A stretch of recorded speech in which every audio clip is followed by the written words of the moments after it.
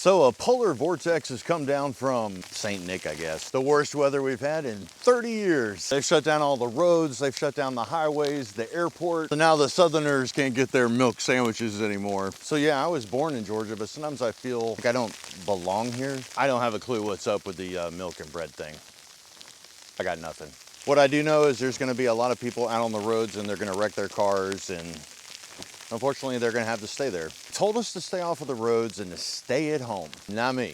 Production value. So I'm thinking in the last video, we did emergency fire in wet weather conditions. And so now I'm thinking we do no fire. What? No way. And on top of that, I'm gonna sleep in a hammock. How do I sleep? I sleep well on a mattress from Mattress Firm, so I sleep well.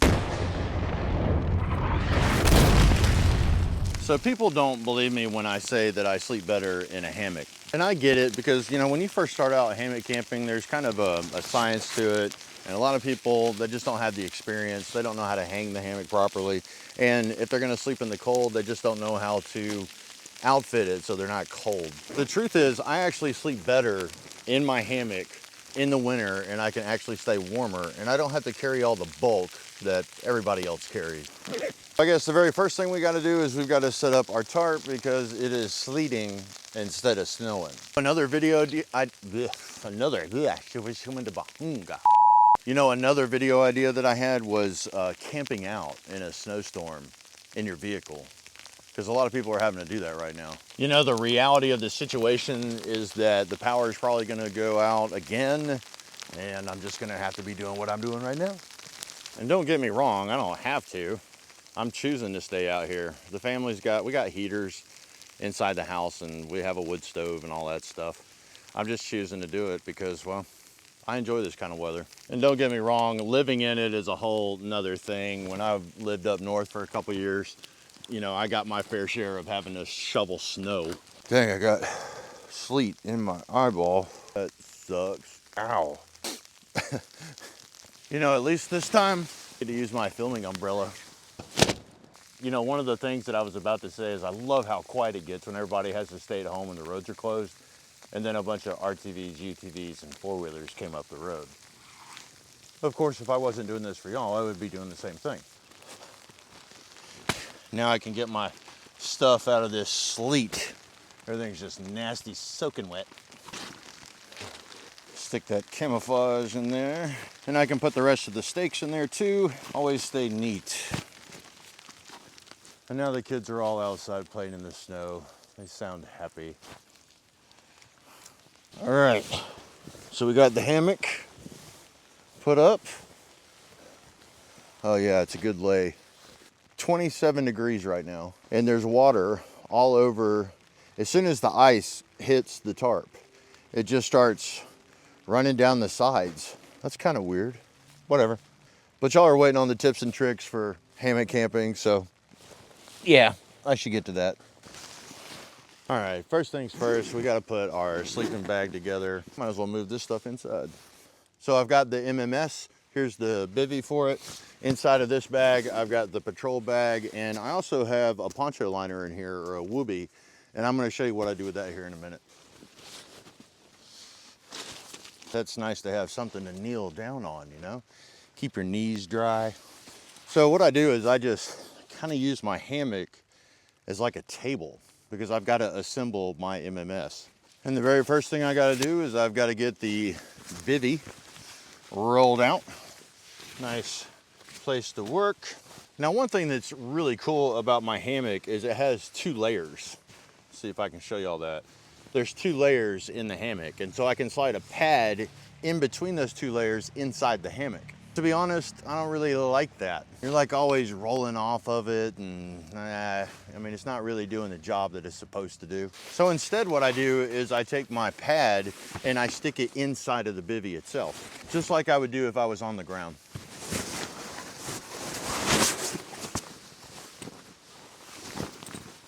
All right, perfect. Now the next thing is probably gonna shock some people. This is the actual patrol bag that goes in the MMS, and it's only rated down to 40 degrees. We're not actually gonna need anything lower than that.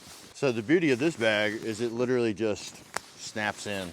You know, when you buy stuff separate, you know, from different manufacturers, like if we had a different bivvy than we had a sleeping bag, then sometimes you have like fit issues. This system, everything works together like it's supposed to, go figure. I can give you an example of something that annoys me, like in my snug pack, for example, the zipper is on the left side, and on my bivvy, the zipper's on the right side. So annoying.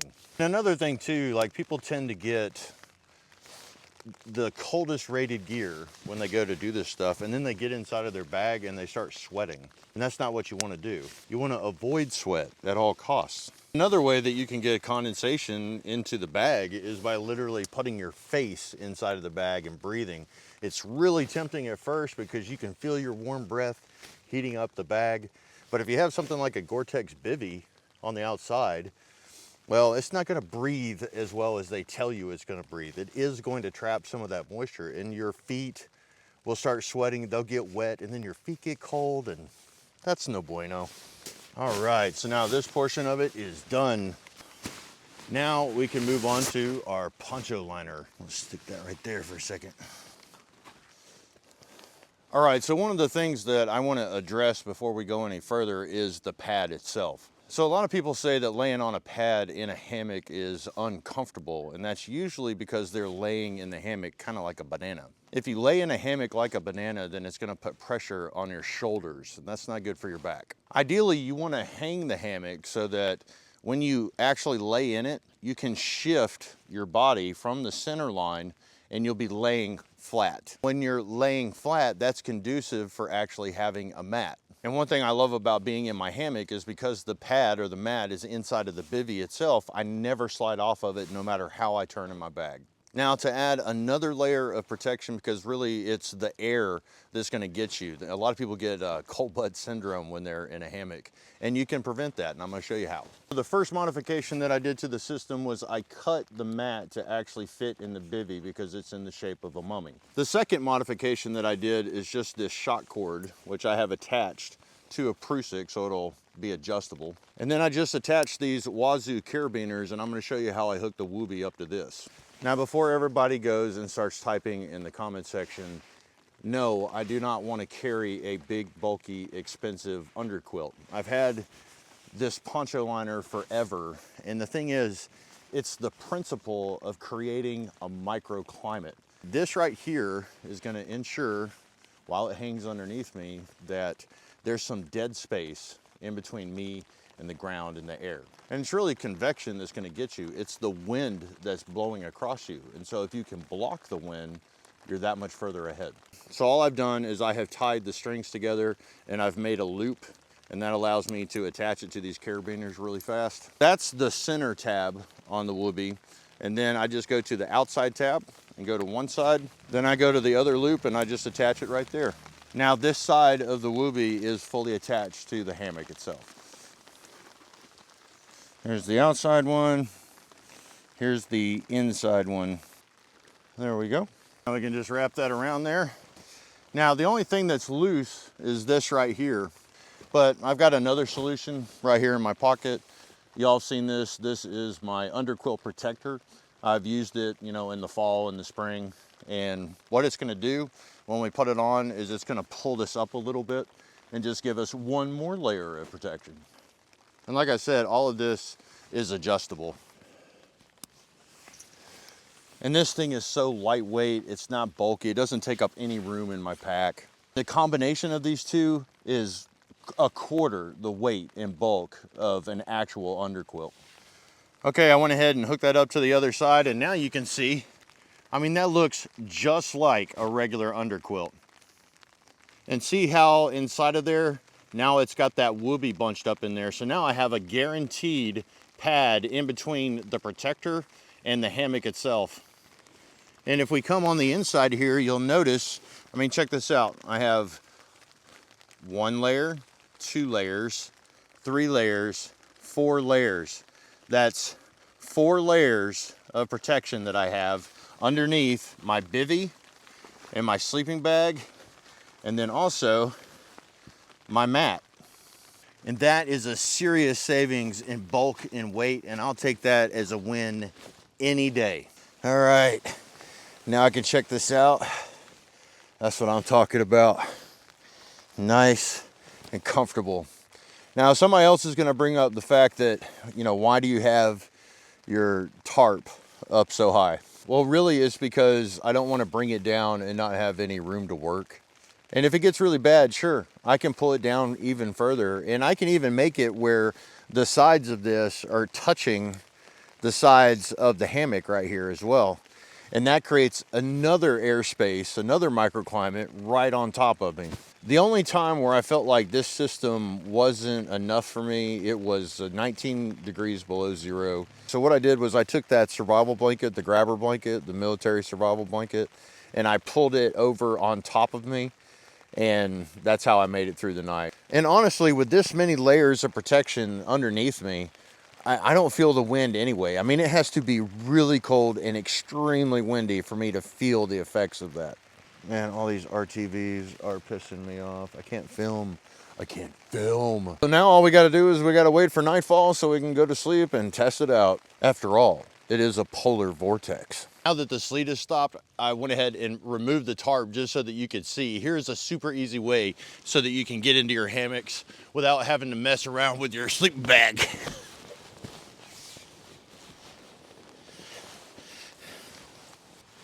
Now I'm just gonna adjust this out a little bit. Now I'm perfect. Now there's no more pulling over your head, pulling down by your feet. So easy. That trick alone was worth admission to the video.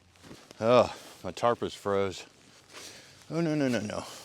I'm telling you, that trick is bomber. So I've been doing this fasting thing lately, trying to lose some weight. And so I'm not gonna be, eating anything on this challenge. Now that I'm thinking about it, I can hear Jason right now. He would say, you don't need any water either. All right, I can see the title of the video, JJ, 24-hour survival challenge in a snowstorm. No fire, no food, no water. He would say, you don't need any food to stay warm. You don't need any water. Don't stay hydrated, suffer. Except he would have added being on the side of a cliff and he would have doused us with water, because that's smart. He'll confirm in the comment section, I guarantee it. So there's another subject that I want to kind of hit on or talk about. Somebody brought it to my attention here recently, like, don't you get bored out there? Like, what do you do for entertainment? The thing is, I really don't get bored because I've always got something to do. If I'm not setting up, then maybe I'm processing firewood, or I'm maintaining the fire, or I have some kind of project like a spoon or a spatula, or making chopsticks, or some kind of rig to cook my food, or I don't know, just checking out whatever's going on around me, exploring what's around me. I really don't have any other method of entertainment. I know a lot of my friends in the industry, they do like audio books, or they get on social media on their phones or whatever, but I'm trying to like get away from that. Like, being here, this is where I center myself. This is kind of how I defrag from my life. It's where I get creative ideas to do stuff, and I just kind of enjoy being away from, the rat race, the grind, and all that stuff. Besides, I'm like a book guy. Like, if I'm going to read a book, I want an actual book in my hands. But I could see in this modern day world where everybody is just so distracted all the time, there's just so much stimuli all over the place, where people would, want that. They would want to be entertained constantly. And I can see, especially if you have kids, mine are grown. I do have a grandson now. So maybe that's something that I need to think about. So what do y'all do? What do y'all think? What do y'all choose to do for entertainment when you're out in the woods? I mean, I don't think that I'm going to like add anything to my pack or whatever, but I'd be interested to see what y'all think about that subject, like entertainment. Do you think that's something that should be in like a go bag? And I could see where having something to keep your mind occupied in an SHTF scenario would be helpful. So I think for me, it would probably be an actual book. Maybe that's something I need to put some more thought into. I don't know. Let me know in the comments. So I think I'm just gonna sit here and relax. Oh no, I need to get my water bottle so it doesn't freeze. I can't drink from it. I won't drink from it, but I need to make sure that it doesn't freeze. So I've been carrying my grill lately, and so I have to be kind of like hypersensitive about not freezing it. Even though they say you can freeze it 3 times, I just don't want to. So all I'm gonna do is, put it up next to my body and just, keep it from freezing. So I guess that's gonna be my entertainment before I go to bed. Look at all the ice. There we go. Put that in there. And I guess I'll turn the camera back on when it gets dark and I go to sleep. Listen to the ice that's on the side of my tarp.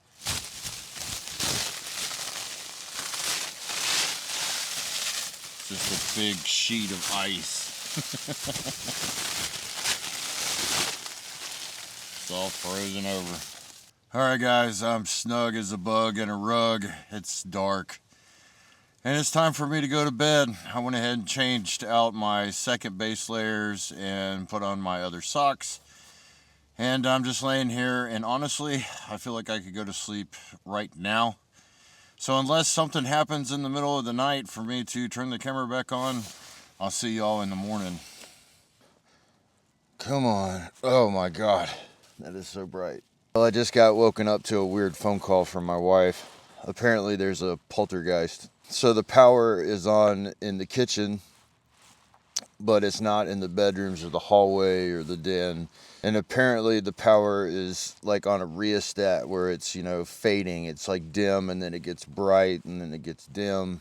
My father-in-law said that he saw a flash of light outside and then everything started happening. It would seem that a man's work is never done. Well, as far as making it through the night, that was not a problem for me. I was fine. The temperature's dropping. It's supposed to get down to 14 degrees. I'm thinking I might do the sleep in the car challenge tomorrow. Then maybe I could get something to eat, something to drink. Yeah, I think that might be the next challenge, in the car, camping out in the car during an ice storm. But anyway, I hope all of you are safe and sound in your homes and warm and you've got food to eat and everything's okay. But I've got to get packed up here and get back home and figure out what kind of exorcism I've got to do on the house. I hope my faith is strong. So if you're honey smack digging the video, leave me a snide remark in the comment section. Like, share, subscribe, hit the notification bell. And until next time, y'all, keep fueling those fires.